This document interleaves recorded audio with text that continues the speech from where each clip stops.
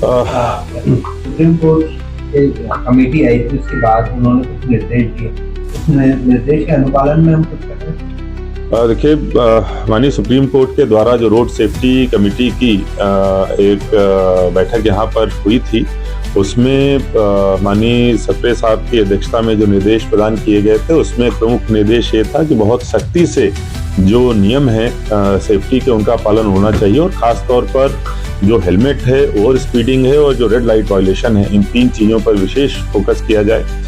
विगत दिवस में जो माननीय उच्च न्यायालय के द्वारा भी इस प्रकार से जो पिटीशन है, जिसमें पर्सनल अपीयरेंस हम लोगों की लगी थी, उसमें इसी प्रकार के निर्देश प्रदान किए गए थे। इस संबंध में हमने पाया है कि हेलमेट मानवीय सुरक्षा के लिए सबसे ज़्यादा ज़रूरी है, और जो खास तौर पर दुपहिया वाहनों के एक्सीडेंट्स होते हैं, उनमें अगर हेलमेट होती है तो निश्चित रूप से कैजुअल्टी नहीं होती है। इसको दृष्टिगत रखते हुए एक हमने प्रतिबंधात्मक आदेश आज जारी किया है कि आगामी 1 तारीख से 1 अगस्त से इंदौर जिले के किसी भी पेट्रोल पंप पर जब तक दुपहिया वाहन के पास में, जो चालक के पास में हेलमेट नहीं होगा, तब तक उसको पेट्रोल नहीं दिया जाएगा। ये 2 दिन बाद में व्यवस्था लागू होगी। कल सभी पेट्रोल पंप के जो संचालक हैं, उनको बुलाकर एडीएम और फूड ऑफिसर के द्वारा इस संबंध में अवगत भी कराया जाएगा।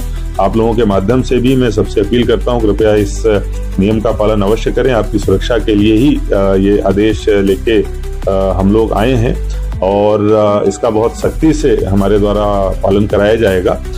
2 दिन हम लोग इस संबंध में पर्याप्त प्रचार प्रसार करेंगे और 1 तारीख से इसको सख्ती से लागू करेंगे। लेकिन इसमें ऐसा होता है कि मान लीजिए मेरे पास हेलमेट है, मेरे पीछे वाले बाइक वाहन के पास नहीं है, तो मुझसे उधार लेकर वो जो है वो पेट्रोल भराने चला जाता है। इस तरह की व्यवस्था पेट्रोल पंप वाले भी करते हैं कि एक हेलमेट वहां रख देते हैं, वो आप यूज कर लें। देखिए, निश्चित रूप से इस प्रकार की चीजें रहेंगी, लेकिन आजकल सर्विलेंस और सीसीटीवी के माध्यम से सभी पेट्रोल पंप की मॉनिटरिंग बहुत अच्छे तरीके से की जा सकती है।